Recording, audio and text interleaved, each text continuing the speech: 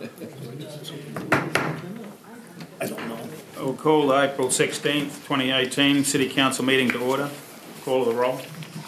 John Hawkins. Here. Matt McKinney. Here. Brian Miller. Here. Jim Talbot. Here. Logan Welch. Here. Call for a motion to approve the agenda. So moved. Second. All those in favour say aye.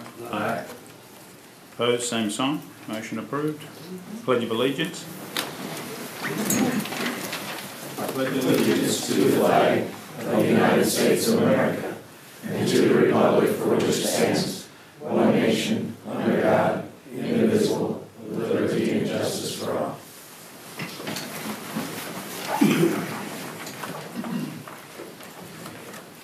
Section A, petitions, communications and requests. This is the time of the meeting that a citizen may address the council on a matter not on the agenda.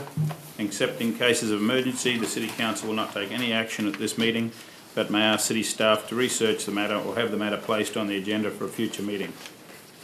Anyone have any public, anything to say? Anyone else have any information? You okay, come up to the podium and give us your name and address.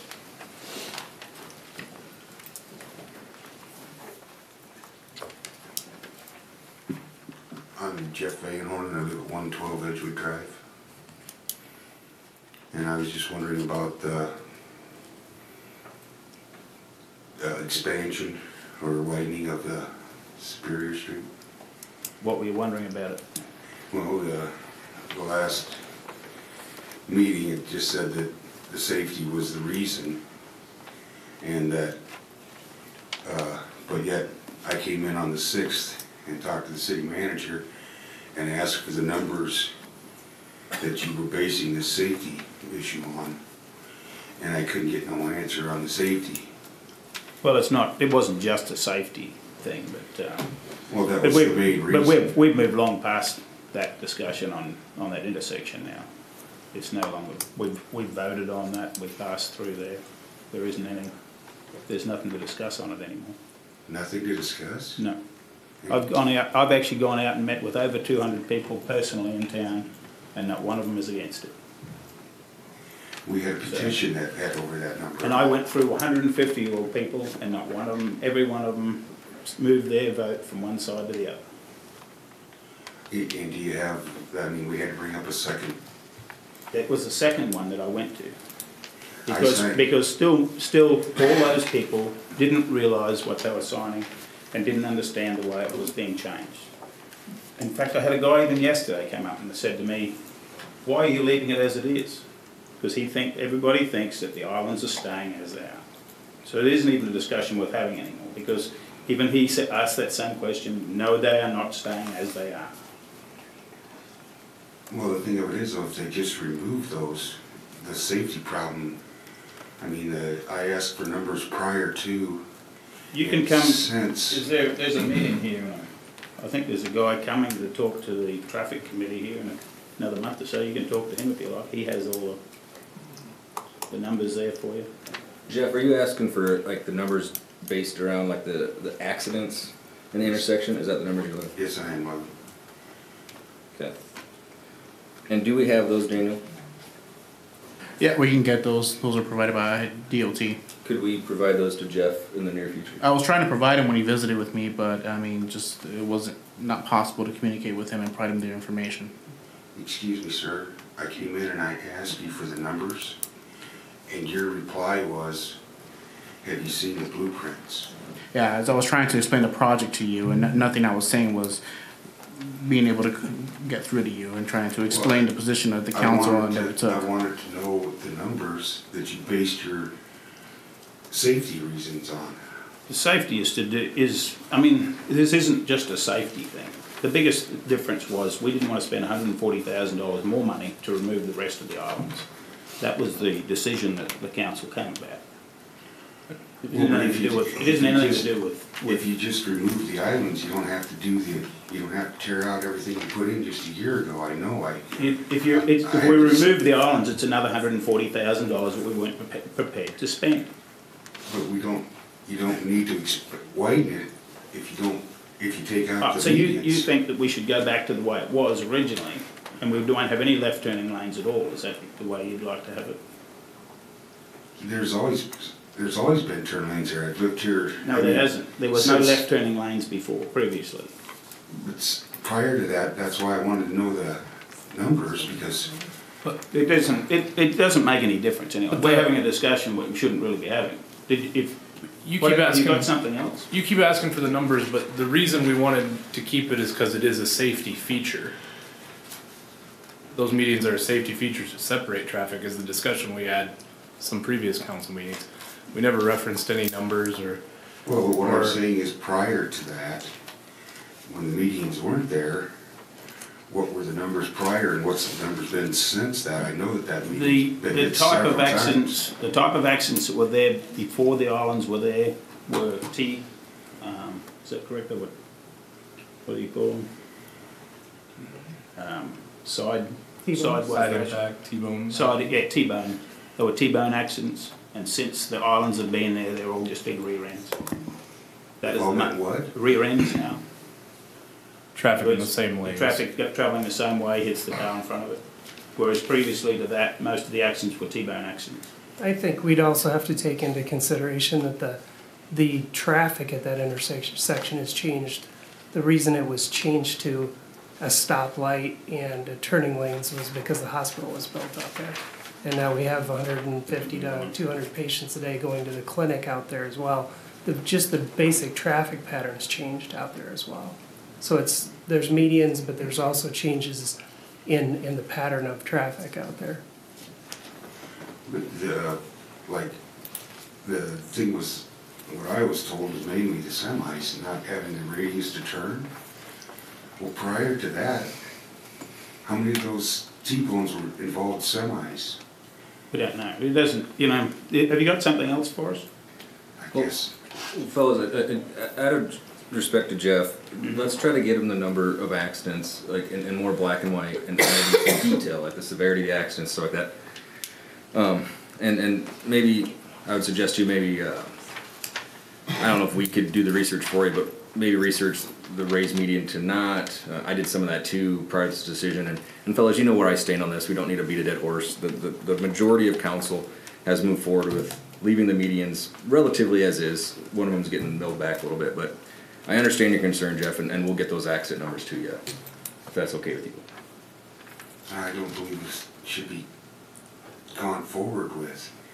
But it doesn't. It's to us, it's the cost. We've already moved on it, and it's already passed, and we're moving forwards. And So unbelievable, there's even though nothing- we've had. there's nothing we can do, No, nothing at all. no, there's nothing. There's a public hearing coming up when we do the thing I mean, my two council members that are against this, the intersection being the way it's gonna end up, we've got some very vocal people in the audience here that have gone out and spent a little bit of time bringing stuff to the council. I personally have spent over 50 hours going meeting people throughout this town and have not got one that actually has told me that what we're proposing isn't correct. Yeah, I'm gonna mail you a So- copy of this report from DOT, but this is quickly what I found. This is the number of accidents from 2009 to 2018. Now, the DOT doesn't have a whole lot of information prior to 2010, but you see the sharp drop-off since the medians were first put in.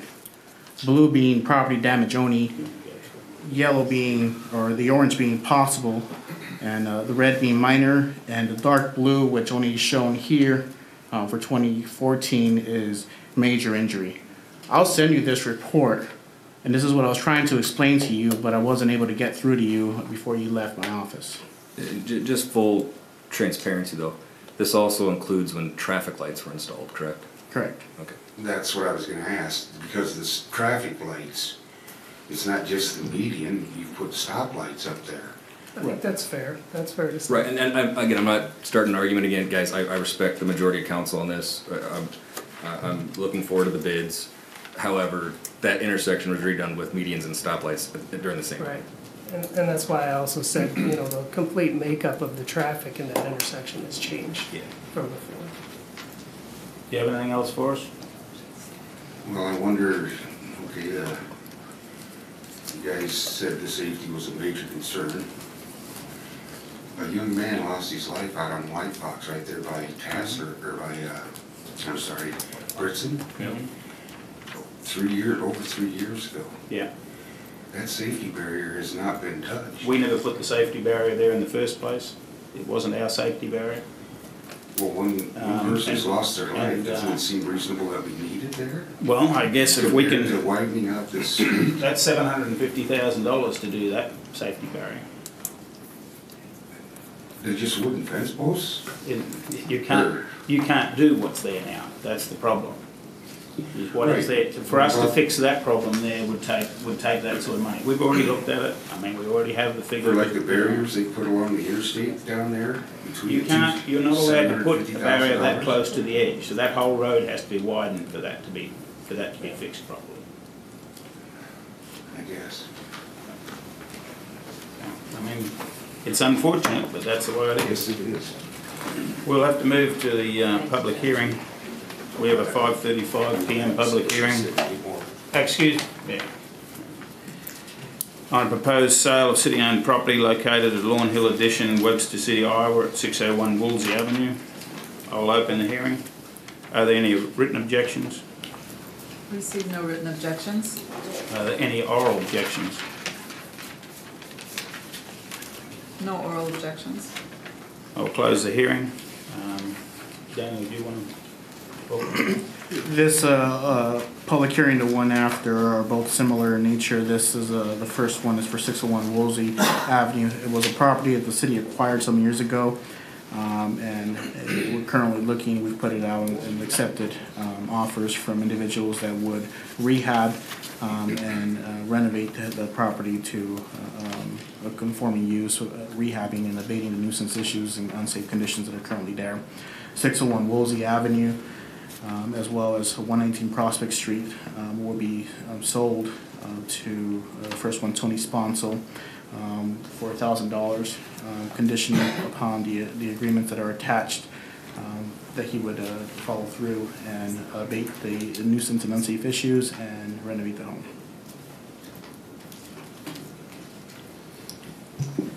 Obviously, we've been here before with this one, but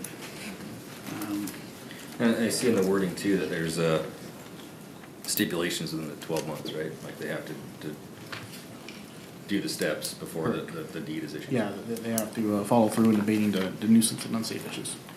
Is he here? yes. Yeah. Did you want to say something? I just didn't know who it was. I was just curious. Okay. He's sitting next to Masha. Okay. Well, I'll call for a motion on the resolution approving executed real estate contract conveying city-owned property of Lot 1, Block 2, Lawn Hill Addition in Webster City, Iowa, to Tony Sponsel. So moved. Second. All those in favour say aye. Aye. Opposed, same sign. Motion approved. Guess you'll be good to go, Tony. Item 2 on the agenda is, yep, we passed the 5:40 p.m. public hearing on a proposed sale of city-owned property located in Jones and Smith's Addition, Webster City, Iowa, at 119 Prospect Street. I'll open the hearing. Are there any written objections? I received no written objections. Are there any oral objections? No oral objections. I'll close the hearing. Do you want to talk on that one, or you basically Sure. did? Similar as what we just discussed, 119 Prospect Street is located on the corner of Prospect and Lucas Street. It's a building the city acquired just recently through the court's process to acquire abandoned and unsafe buildings. And under the similar terms, the person seeking to buy is going to have to 12-month period to remodel and abate the issues with the unsafe and nuisances. So. Any other specific questions towards that one? Just out of curiosity, I've driven by the lot. Has anybody from the city been in there to see what it looks like? I know we had some people living rent-free, but is it something that... Actually, the police went through it as well as some of the members of our facility did. So, yeah, we've been through it. person who decided to bid on it has also been through it as well. Is it structurally? Structurally, it's okay. There's a lot of cosmetic stuff. a Oh, lot of no, plumbing. just driving Yep. by it, it just kinda looks like it'd fall in at any time. so- Yep, nope, it's actually in pretty good structural. Is it really? Yep. Okay. All right, Yeah, thank you. it was really just neglected for a long period of time. We had the pictures, wasn't we?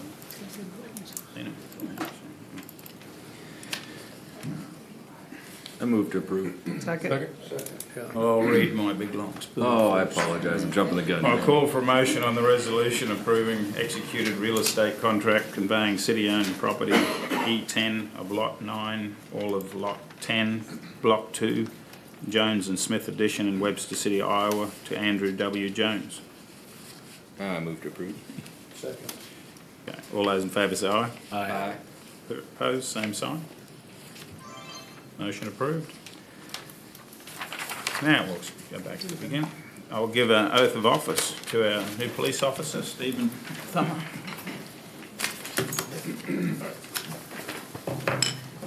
Stephen, if you want to.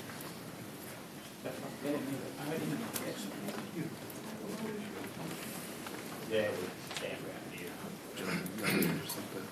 You come to me. He wants to take a picture of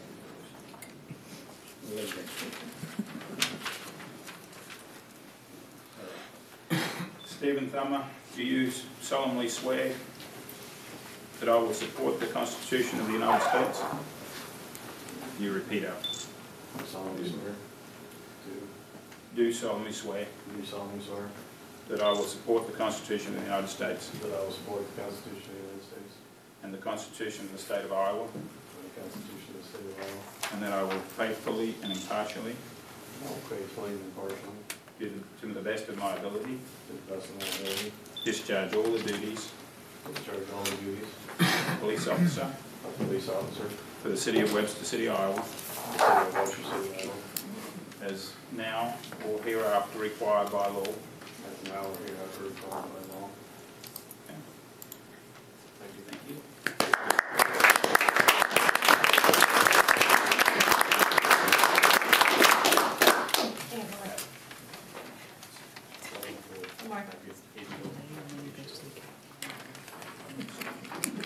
He's the best dressed candidate we've had in a while.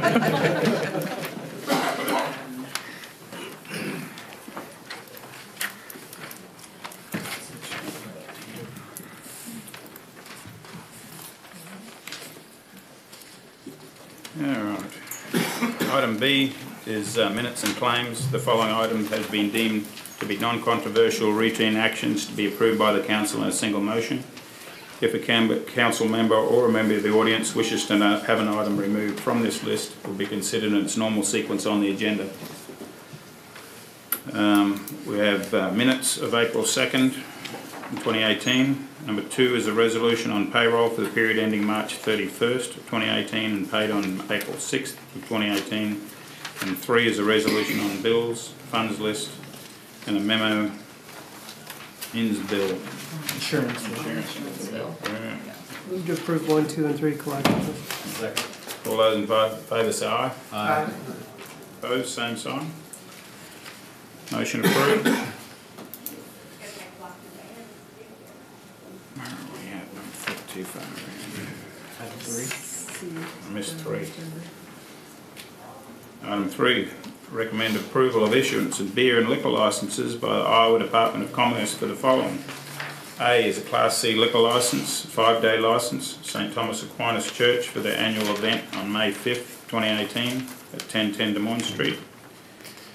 B is a renewal of a Class C liquor licence, outdoor service and Sunday sales for the Gridiron Family and Sports Lounge at 1121 East 2nd Street.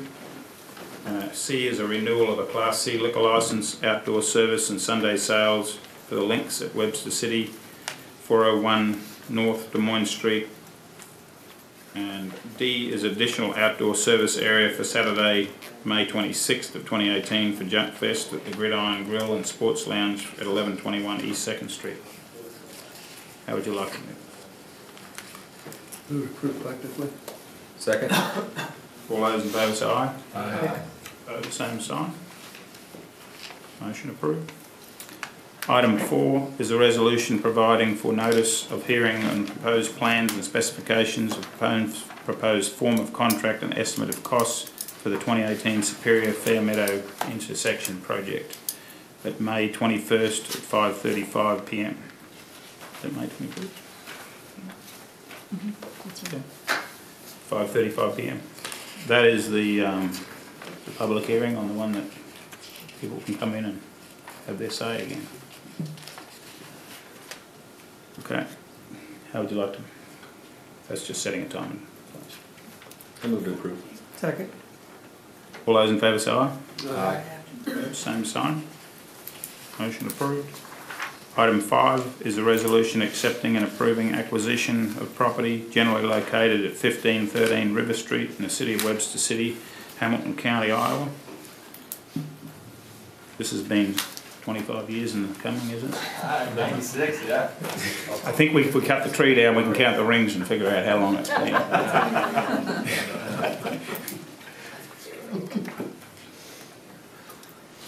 Yeah, this is similar to the property we just dealt with earlier. This is another property we've acquired to the court system. It was an unsafe nuisance property that we just acquired literally just last week, was all finalized. So it's going before the council to seek final approval. As you can kind of see, this is facing a little bit towards the north, the southern end of my point works.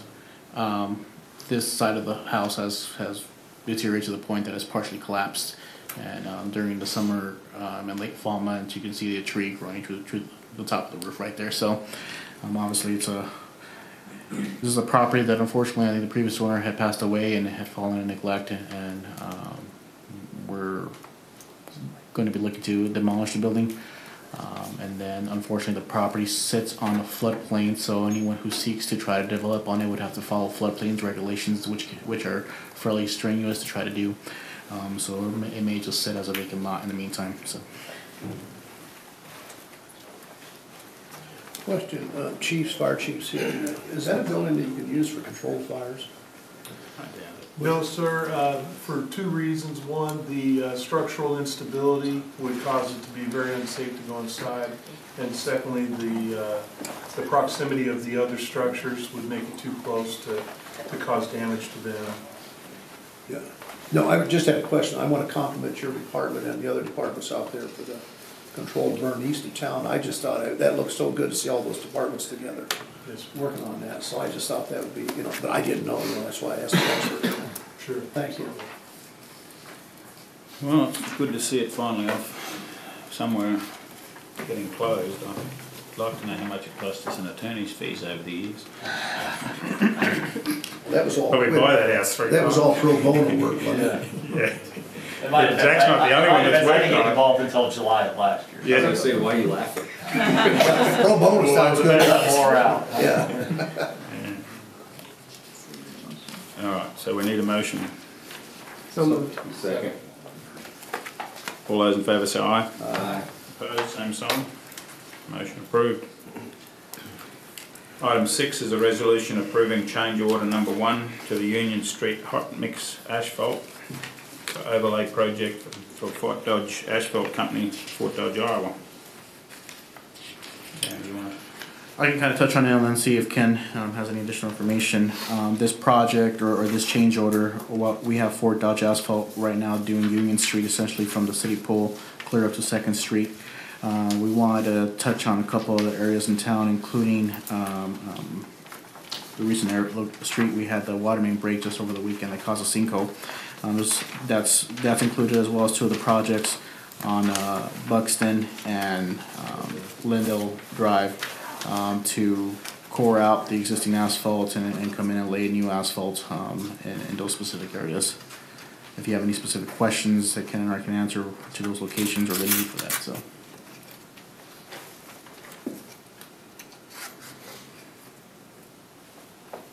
Anyone have any questions on it?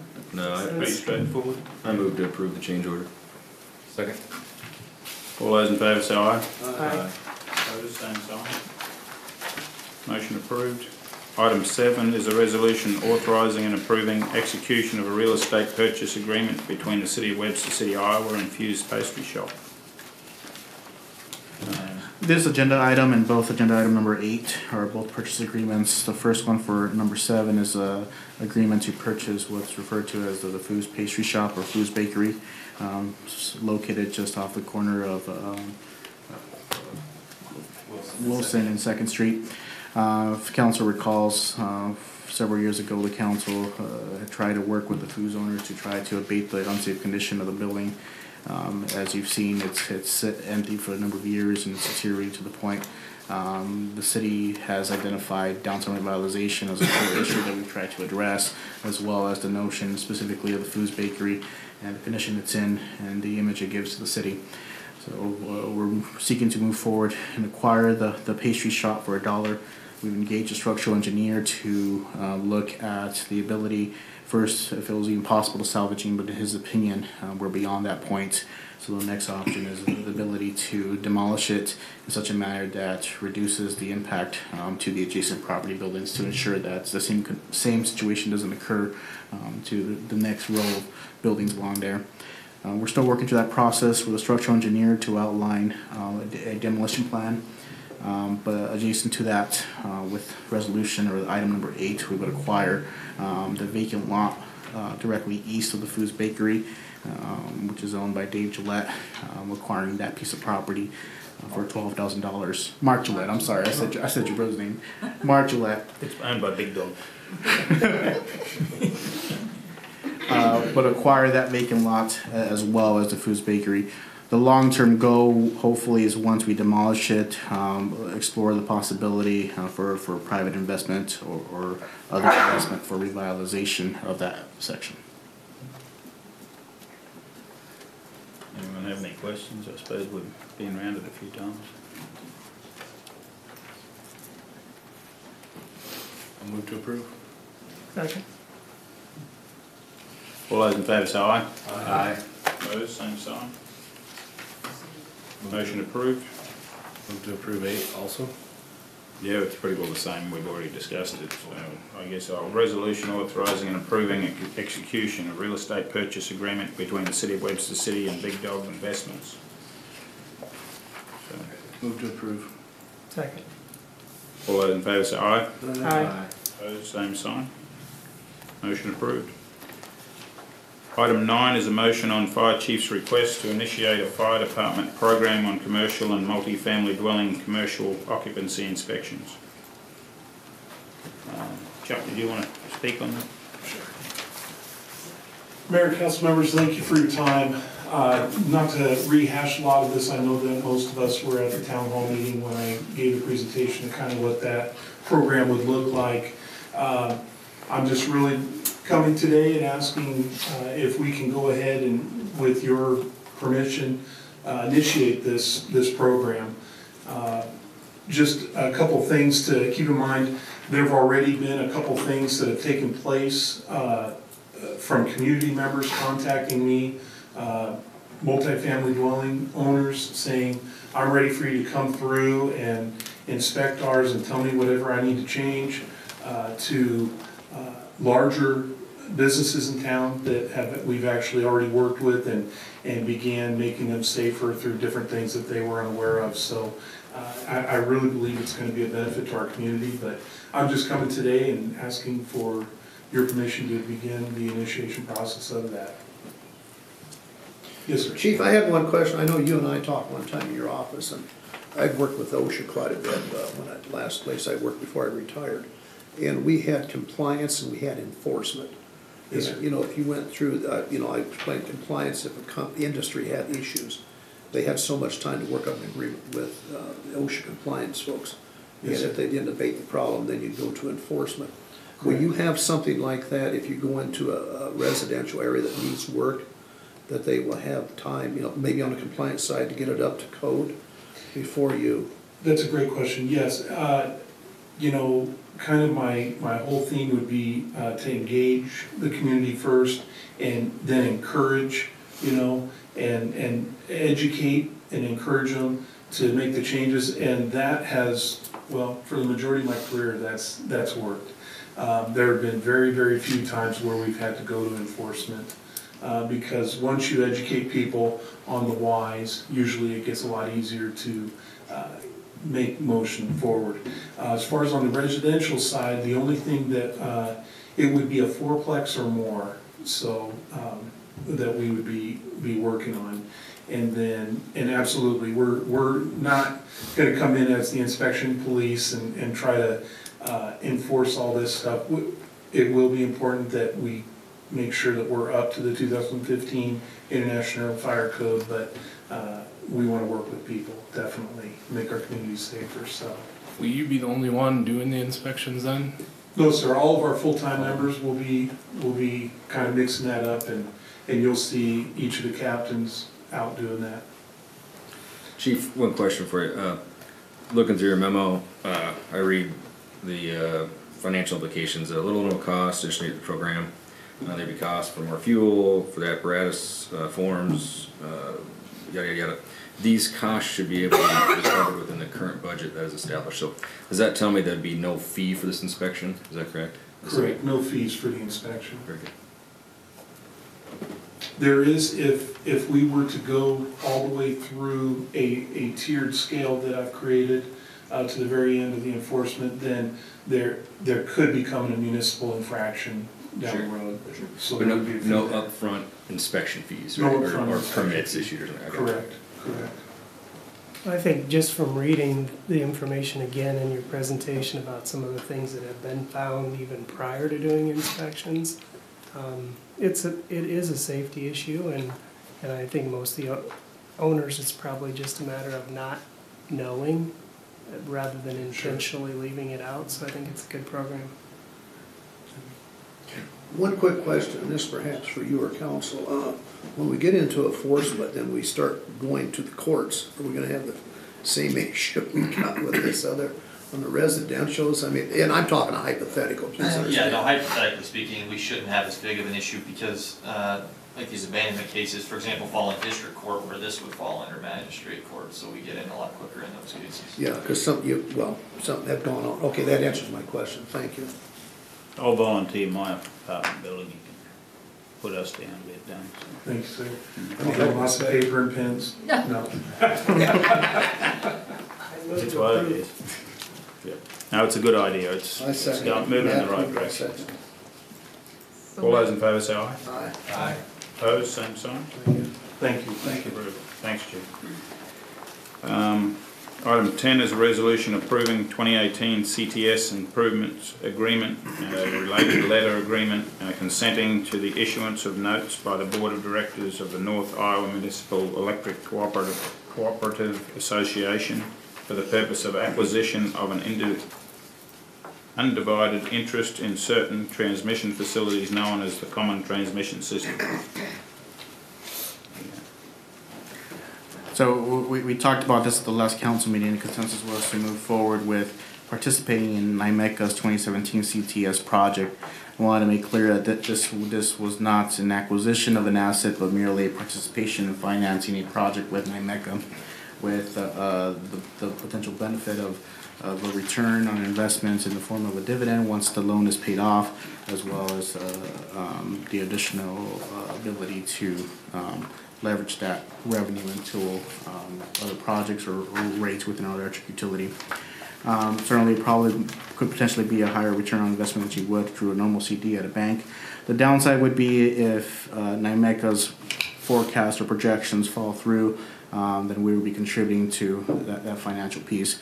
But what hinges for NYMECA on their proposal is them submitting what's known as an attachment H with the Southwest Power Pool, which the attachment H under the Federal Energy Regulatory Commission rules allows transmission owners to submit to FERC a request to essentially recoup the cost of ownership and maintenance and ongoing expenses to that transmission asset. And that's how they generate some revenue that would then pay off the loan that they'd be executing for the project, and then a return on a dividend thereafter moving forward. Nearly all transmission owners that are allowed to do so under FERC do follow this format. Corn Belt, Basin Electric, and Mid-Iowa American no different. That's what NYMECA is looking to do. In the event that NYMECA doesn't obtain approval of the attachment H, Greg Fritz has indicated, as noted in the memo, that there is an option for the NYMECA board to dissolve and undo the project they move forward with. They would ultimately decide whether to move forward or to pull back from. So the bonds on this are 15 years, did I read that correctly? Correct. And what is the typical for the improvements that are being made, the longevity of those improvements? Is it 30 years? Is it? Yeah, for transmission, they're generally kind of left areas, usually 30 to 45 years, depending on the size of that transmission asset. So like for us, you think of our our generator and the big transmission components to that, the utility lines, the breakers and all that, those have, depending on the component, they have a 30-year shelf life or more. The reason I ask is just trying to gauge, if it was 15 years and in 15 years they were having to upgrade it again, then we weren't really looking at a dividend length of time that would be worth it. And that's where part of that forecast of ongoing maintenance, both near future and long term, are factored into NYMECA's proposals and filings with FERC and SPP is a cost to continually maintain that asset. Has Algona opted in? They have. At the full amount that was indicated. 20 some. Correct. And we'd be, if they were to default the loan and we were to be on the hook for the $61,000 a year, I'm gonna say that would have happened in the first year. That's a potential of $900 and some thousand of possible liability. I don't know if those are as high as If I'm just looking at 15 years, and if it were to default in the first year, I'm just thinking worst case scenario. Correct. And what were the estimated dividends on his report annually after they're paid off? But not how quick they paid it off, if I remember right. Yeah, I don't know if he spelled that out. I don't think he had figures. No, he had some figures at the first presentation. In the presentation, yeah, I remember what you're talking about. But I know it was in like 100 and some thousand or almost. Yeah, 150 is what kind of comes to mind, but Yeah. I don't know the specific figure he ended up with. And that's year over year only after the loan is paid off, correct? So let me understand for a point of clarification, we have an agreement with Corn Belt. We are already covered on our investments. So you're asking the city to get involved with some kind of venture deal with NYMECA to potentially cover the other communities who may or may not be able to accomplish what they're intending to do. So we are in a risky situation. We are incurring a risk over an assured basis with the other companies. Correct. With other cities. And so we're asking to get this done and use city money. And we talked earlier about the finite amount of city resources we have now. We are covered under Corn Belt. I'm trying to figure out the logical reason why we'd want to engage in this endeavor when the city of Webster City is already covered and we're covering these other communities. It just doesn't compute to me. Yeah, for Webster City and Algona, it's purely a voluntary, I guess, invitation to participate. And the reason why we were invited to participate is because we are members of NYMECA, and our agreement with Corn Belt is in conjunction with NYMECA. So we do have an agreement with NYMECA as well. But it is purely voluntary if we wanted to move forward with this project and participate in both the financing and then also the return of dividends once that loan is paid off. Yeah, it just kind of sounds like they want to invite us to come in and share their potential risk. I guess I'm having a hard time understanding that. So you said in a prior meeting there was some upside to the ability of having some transmission alternatives in the future. Right, because NYMECA, with other members of NYMECA, we're the only members of NYMECA where we buy our wholesale power essentially indirectly through Corn Belt. NYMECA is responsible, and they're the wholesale supplier for all of their members. And so if down the road we wanted to look at a different avenue for a wholesale electricity supplier, NYMECA has the transmission capacity to not only supply us the power if we wanted to, but also be able to provide additional distributed generation resources such as solar and wind. But aren't we currently locked in with Corn Belt for the next 30 or 40 years? I believe our contract with Cornbelt goes to 2054. There is a clause if the city wanted to terminate that contract, it would And be we have to contingent buy upon. out. Not necessarily buy out, you have to give them 48 months notice, 4 years essentially, and then that triggers basically, you have to go through a process to determine how do you untangle that relationship. Which is potentially a lot of cost. Correct. But we've already got a long-term agreement with Cornbelt. Correct. When was NYMECA established and what's their financial history? Well, NYMECA was originally established, and we were one of the initial, I think, inaugural 70s? members. 1972 is when I think the member communities at the time came together to form it. And I think they finalized it by 1976, if I'm not mistaken. Now, there have been some members that were originally part of NYMECA. Most of them, the bulk of them, are still together. But there was, I know one that I can think of Waverly, City of Waverly, and their utilities. They withdrew from NYMECA and they entered the Municipal Energy Association of Nebraska. And so I guess there's always that possibility where NYMECA could eventually dissolve, but I think the core group of NYMECA, they have fared better with the fluctuations on the wholesale electric market than Cornbelt and other rural electric cooperatives have, because of, one, their ability to some of their power comes from self-generation units, so groups like, or not groups, but communities like Spencer and Algona have their own generation, and so they share in that generation as part of the cooperative of NYMECA. But they also do buy, not their primary load, but they buy partially from Cornbelt as well as a couple other sources.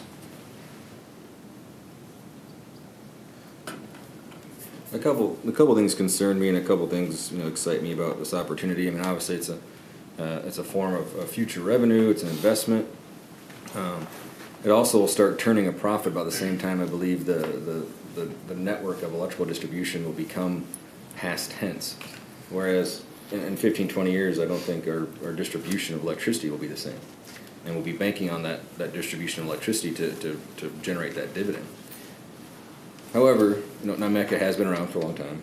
We've gambled on some investments in the past that have proven, hindsight, shown that it was a bad choice. But this one, I feel, with their financial stability, the cooperative of communities already invested in it, I feel it's a smart move for Webster City. I guess from my perspective, worst case scenario, not worst case would be if they would default and we'd have to cover, but let's say 15 years down the road, they were able to cover the debt and there isn't any dividend, we really don't lose anything. Yeah, we're not out anything. Well, yeah, we never lose anything as long as they keep As making long as the they payment, make right? the payments. We're not putting out a cash investment of any sort. And that's the differentiator. If it was an upfront $1 million right now, I think the discussion would be far different. I think everyone's idea of it would be far different. But the fact that we're literally just signing a loan in a group of established communities and an established organization, utilizing a distribution of electricity that's needed today, I think it's a positive decision for the community. Well, it's, we're part of the NYMECA group, and I mean, if we're going to be part of it, we should be involved in it. So that's our main reason we should move ahead with it. But I mean, yes, we don't have to. Look at the history of NYMECA. But why do we? I'm sorry. Yeah, you're fine. You're good. Yeah. If we look at the history of NYMECA, because you talked about some people, some cities going in and some going out, what is the stability of that? I mean, how many charter members are with NYMECA whenever they started? I have no idea. Well, I think all this group that we're dealing with right now have been in it since 76. 10 are still in for And I think why some come out is they either change their form of their electrical service to their city. So maybe they're not a municipal electrical provider, right? They just belong to like some other group. Is that correct? Like Correct. They opt out of their current form of electrical distribution.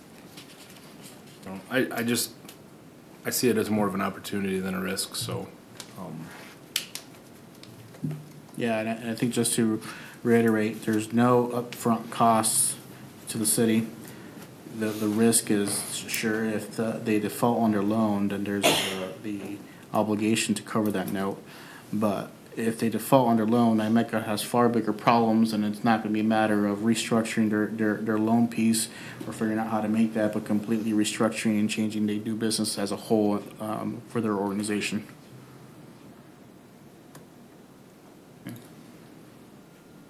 else have anything? Do roll call? Yeah, if you like. You still need a motion, don't you? Move to approve. Oh, yeah. Moving to approve the full investment at a percentage, the 19 and Yeah. 0.2. Yes. I'll move to approve the full percentage. I'll second.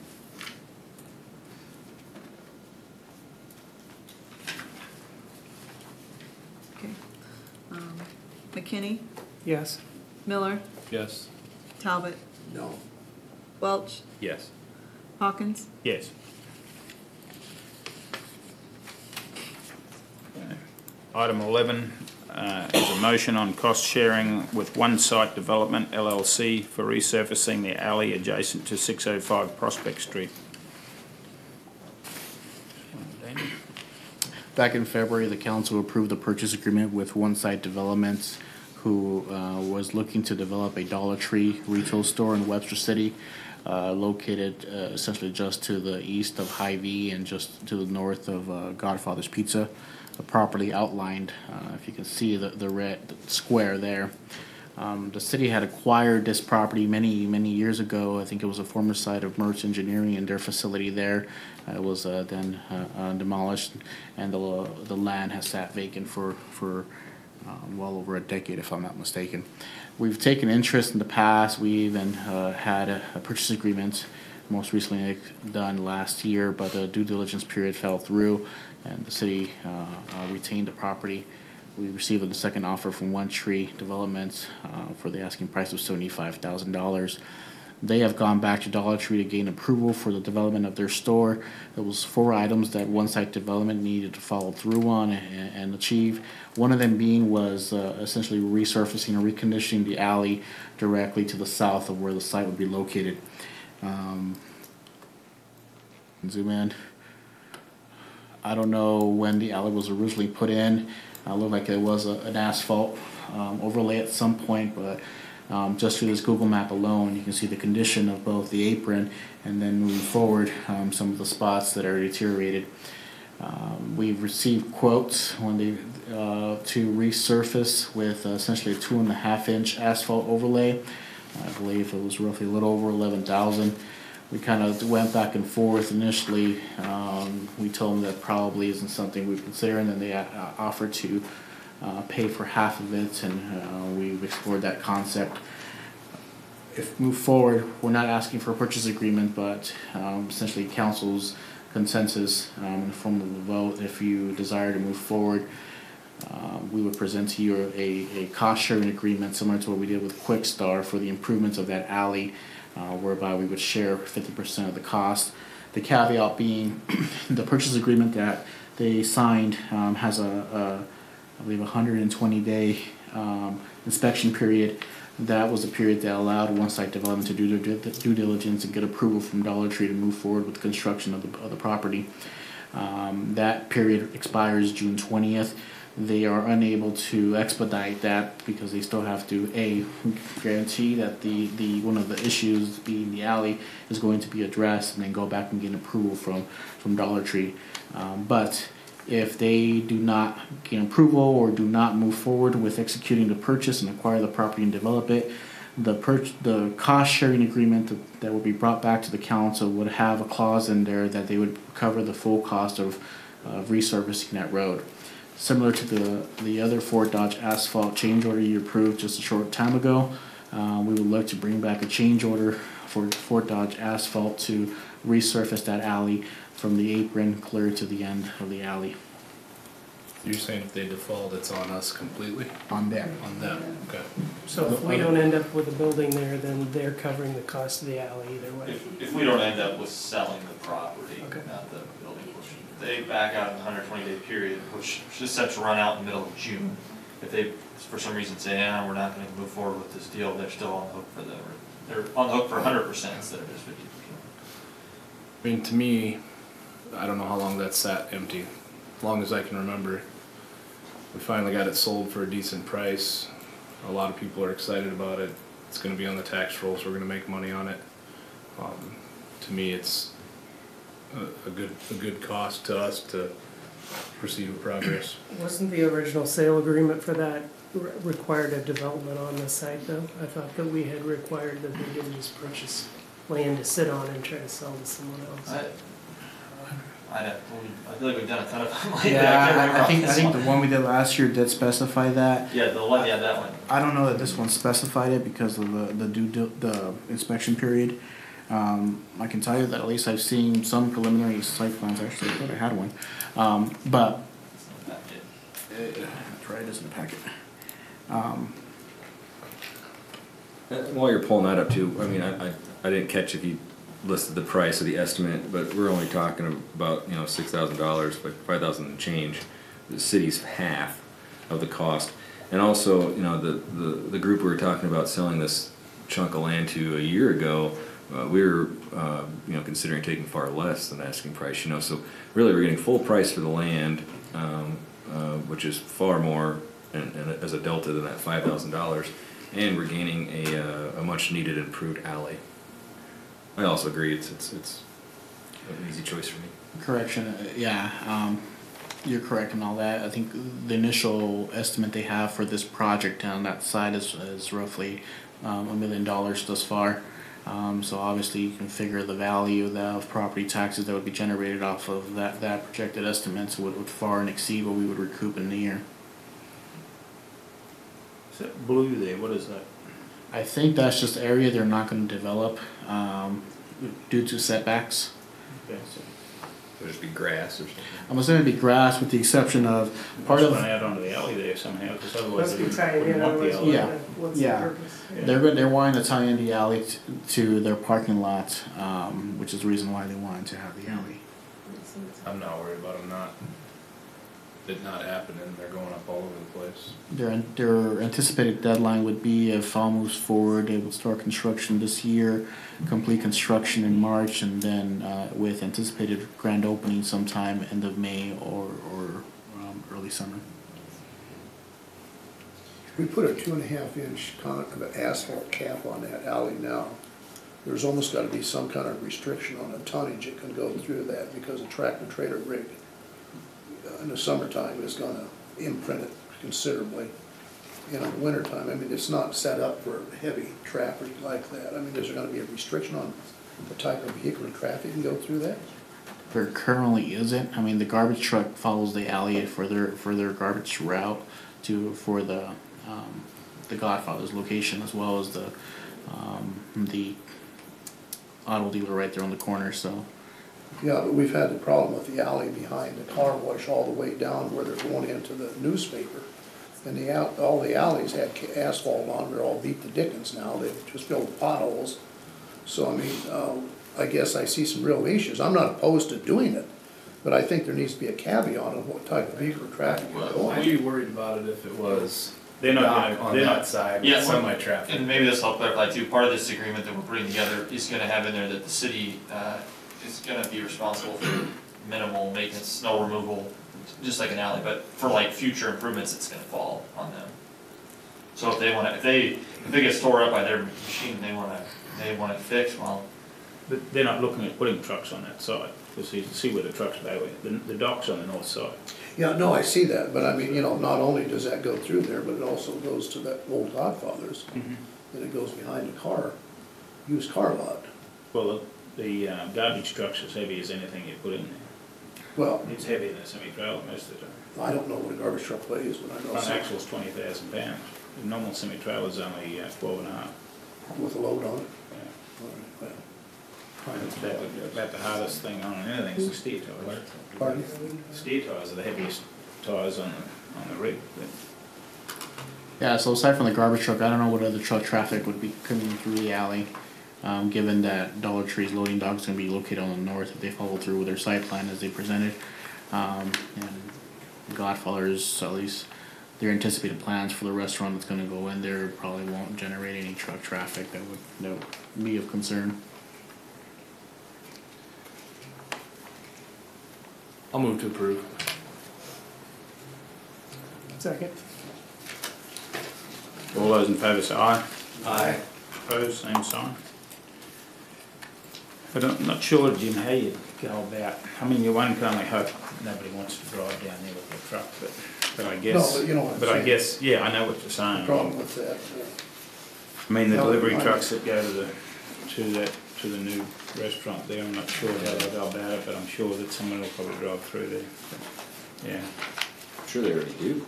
Yeah, I'm sure that's how Godfather. how they got there before. Or former Godfather. Yeah, but I mean, you see the alley behind the dentist office, the car wash, everything else, I mean. Well, we've still got to try and figure out what we're going to, how do we try and solve that problem at the Daly River Journal. Yeah, it's been 2 years that I've been on council. Well, no, I haven't figured out the right solution to it yet, and nobody else is. I mean, the only solution we came up with was them going down the alley, and that wasn't a solution, in my opinion.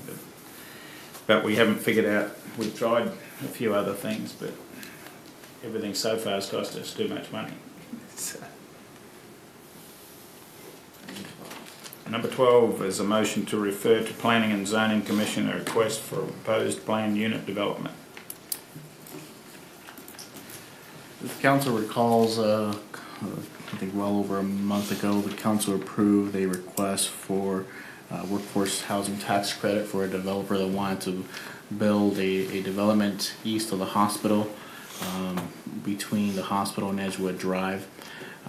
He submitted a request for a special exception to construct a 30-unit apartment complex in that area to the Zoning Board of Adjustment. They met last week when the Zoning Board of Adjustment had rejected his request for a special exception for those 30-unit apartment complex. The reason for the special exception that was required was our code requires anything over 8 units to a building requires a special exception from the Zoning Board of Adjustment.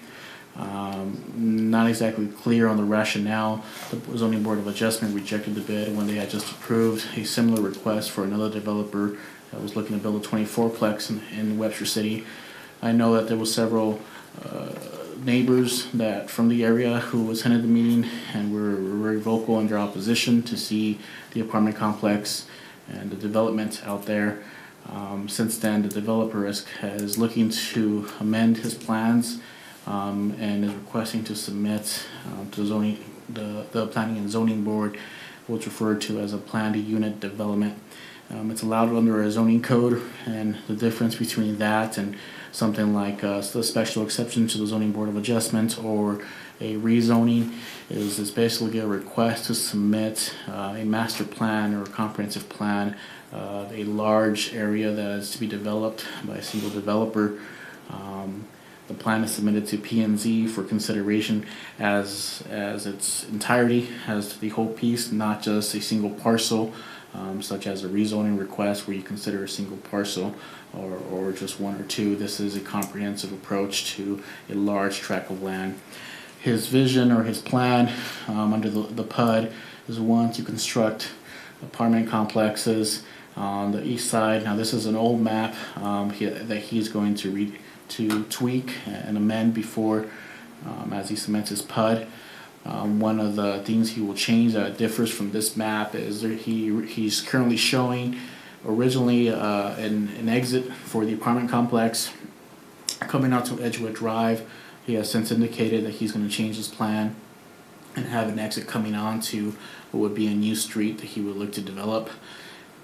In addition to that, he has plans to develop a senior assisted living facility along the east side of that new road, or west side of New Road and east side of the hospital. That, I think, was his initial motivation to develop this site.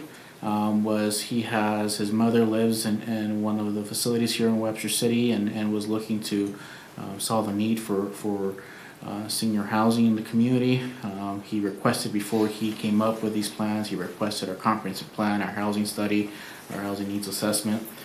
He spoke with several people in the community and really saw the need for senior housing and wanted to do something in Webster City given his mom living here.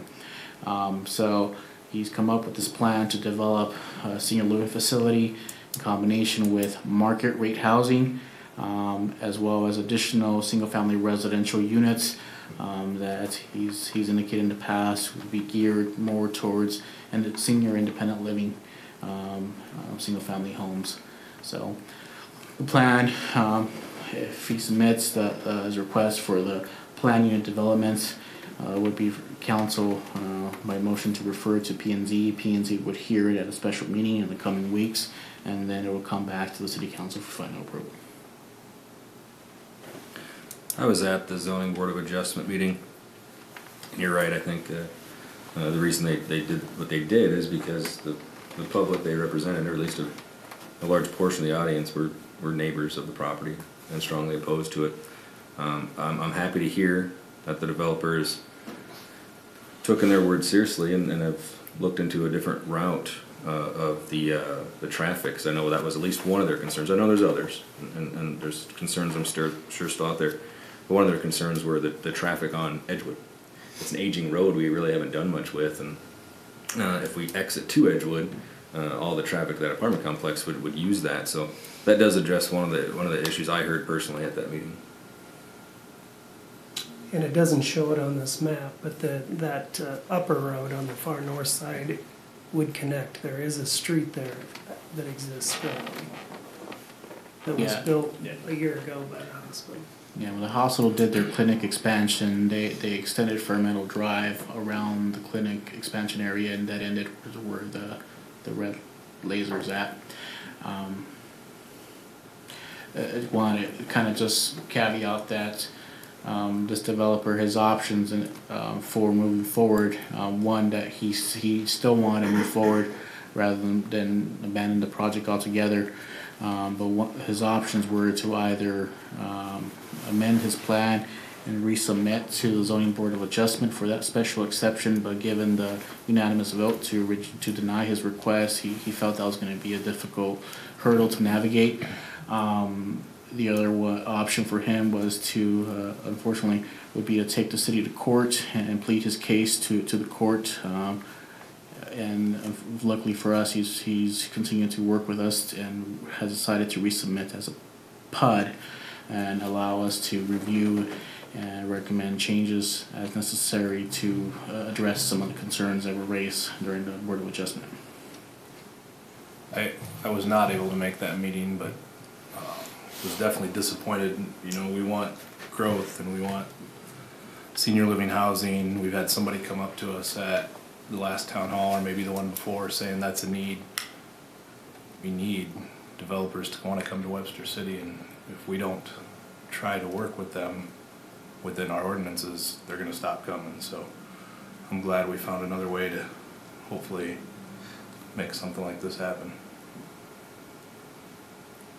And I agree with all that. I agree with all that, right? Just in defense of the zoning board of adjustment, I don't know if I would have made a different decision in their seat, and I don't blame them. I blame the fact that the only people in the audience were neighbors. There were nobody there advocating for growth of the community. I felt out of line to interject because I wanted the board to make the decision on their own, not to put any pressure from a council member. So I don't blame them at all. I blame maybe the education of that meeting to more groups and the other side of it being presented more than what was represented in the audience. So they did their job, and I respect their decision, but there is another way around, and their actions have made it so some of the neighbors may be more comfortable with that development coming in there with the changes to the road or the access to the apartment complex. I guess I would be curious to know, and I guess I don't know if that's allowed, to know why they made that decision. Do they give you a summary of? By code, the zoning board of adjustment is required to give an explanation. In this case, they did not give one at the end. Too late to request that explanation?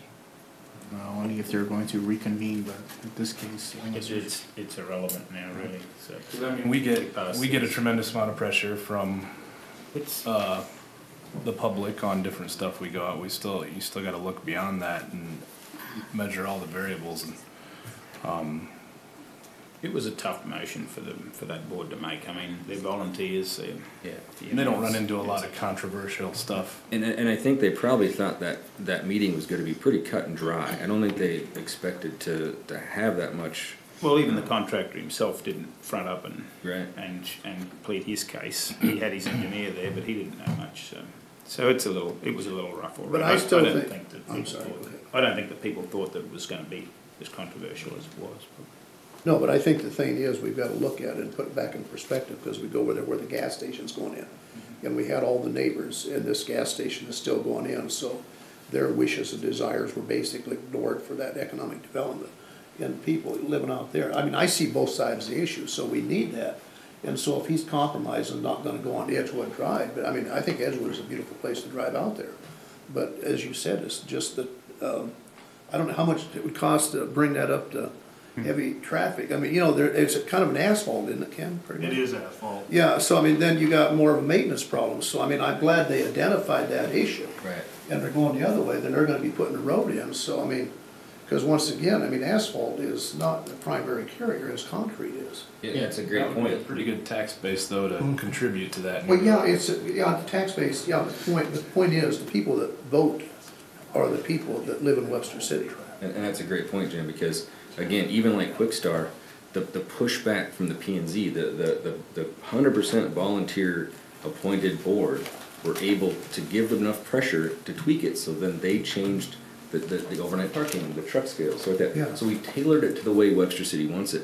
The actions of the zoning board of adjustment were able to, maybe it's a small win, but it's a win for the community, the neighborhoods surrounding that development anyway. Is it ideal to the developer? No. Is it ideal to the neighbors? No. But it's a compromise, and they did their role. So I don't want to put any blame or guilt on them because of their choice. No, but I'm just saying, once again, the community has to be heard. It's the old NEMA, not in my backyard. And that's what we have to deal with. But I mean, the neighbors have to be considered also. And I'm glad, you know, they made, you know, to move that way, and that sounds like a compromise to go that way. Also, I think I heard the operative word, they're gonna put the road in. Correct. That's the operative word tonight. Yeah, they're the developer. I mean, Over here. it's not us doing developing for a change. Yeah, that's what I'm saying. That was the operative That's the word, big them part. doing that. They would be responsible for the road and infrastructure that you see in that image now. I'll say this is preliminary and there will be some tweaking. And I guess what I want to make sure is we still have to go through, or I guess the city's due diligence and checking the plans. And so I'm not going to guarantee that there won't be an access on Edgewood Drive, primarily for the fire department's reasons, and that you probably need two accesses to that area location for the apparatus to come in case one access is blocked or impeded. So you may still have an access, whether it's a permanent or residential access or just an emergency fire lane of some sort. So I don't want to give that guarantee and false impression that the access to Edgewood Drive is completely eliminated. But they are going to be retweaking their plans and at least indicated that the primary access would be to that new road they would build. And the second point I want to make, we've looked in the past and have estimates on what it'll cost to resurface Edgewood Drive. And that number is roughly around $2 million to redo that entire stretch. Yeah, there's a lot of other priorities in city for street maintenance, so that's kind of a priority. So you need a So we motion? need a motion to refer this to planning and zoning. I move to refer it to planning and zoning. All those in favour say aye. Aye. Opposed, same sign. Motion approved. Item D is the reports and recommendations of officers, boards and commissions. Following items have been deemed to be non-controversial routine actions to be approved by the council in a single motion. If a council member or a member of the audience wishes to have an item removed from this list, it will be considered in its normal sequence. Item 1 is a motion on Planning and Zoning minutes, Planning and Zoning Commission minutes of April 9th, 2018. 2 is a motion to accept the financial March reports, Finance Treasury Report, Bank Reconciliation Report, Investment Summary, FSB ICS Savings, Public Fund Account, FSB Statement, Utility Cash Statement and Receipts. Item 3 is a motion to accept City Manager March reports, electric, wastewater, water, electric year-to-date and water year-to-date, code enforcement. Item 4 is a motion to accept the Police Department March report, and 5 is a motion to accept the Fire Department March report. How would you like to do? I'll move to approve 1, 2, 3, 4, and 5 collectively. Second. All those in favour say aye. Aye. Opposed, same sign. Motion approved. Are there any other committee reports? I can do a quick little update on the Youth Advisory Commission. Just for the public, we are seeking 3 middle school and 3 high school seats, is that right? Okay. So make sure you get your applications into City Hall by May 11th. If you're a middle schooler or high schooler in Webster City that is interested to serve the city. And we have our first annual golf tournament coming up. That'll be June 16th down at Brewer Creek Park. Look for registration forms and flyers on that being out in the public soon. Weather permitting. Yeah. No snow date? Yeah, I'm hoping by June we'll be out in the clear. And then our next meeting is May 6th at 7 p.m. Fuller Hall. We get 4 inches in May, Yes. a couple of years ago here. Wasn't that like May 5th to 6th? June 16th is the tournament. Yeah, the tournament, yes. Okay. Are there any other items? Oh, a reminder that there's a town hall meeting at the middle school on April 30th at 7 p.m. Sounds like we got a pretty good presentation, possibly from Lindsay and We have University of Iowa coming out. They will be going over the projects that they're considering working on with the city for the Iowa Sustainable Communities Initiative. We'll also have a recap of the city's marketing and rebranding efforts that we've entered into with Darcy Swan on the contract to ultimately culminate in a new logo as well as a new website as well. of course any other grievances, ideas, feedback are welcome. And everybody start thinking about, we've got the city cleanup on the 8th and 9th of June. So if you... I was asked the other day, and I didn't know how to properly answer this. If people wanted to volunteer, and say they only want to volunteer 3 or 4 hours, is there any type of volunteer schedule, or are we kind of winging it like we've done in prior years? You show up and do some work, and we'll put you to work. Pretty well. Yeah, okay. There's checking. usually enough work for everybody. The wrestling team's gonna help again, which I think was tremendous last year. We've got to do some more planning. I think we might try and lay it out a little bit like the Rotary does when they do their turkey dinner. They We lay also out do two, turkey dinner. 2 traffic lanes coming in that's all a the good time. See if we can't make it move a little better somehow, but we'll try and redesign it a little bit. I spoke with the English as a second language group, and they're asking how to get more involved in the community. I'm like, look, I do it. We were down to where was it? It went the traffic all the way down Des Moines Street somewhere. Right. Was down to the bank. Yeah, down to Bank. Zach was throwing stuff out of his office into people's cars. We may have some of them come to join us, but they're looking forward to it, and they thought it was a little more rigid, like you had to sign up for hours. I'm like, no, you just No, we're pretty flexible. We take any volunteers or victims, and that's. Speaking of spring cleaning or community cleanup, I know that although the code inspection report is not as heavy as other months in the past, but with spring starting to warm up, hopefully those numbers may creep up, and so there is an article in the City Scene about the city's code enforcement regulations, and so hopefully people heed those, and we're really trying to make a concerted effort to clean up our community and ensure we don't have any nuisances or dilapidated properties throughout the community. So otherwise, Elise is very happy to make a contact and send people notices if need be. Anybody else have any?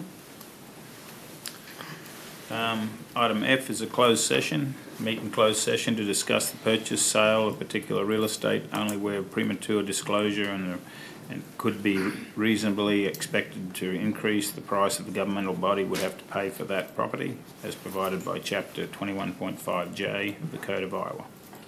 Move to go to closed session. second. All those in favour say aye. Aye.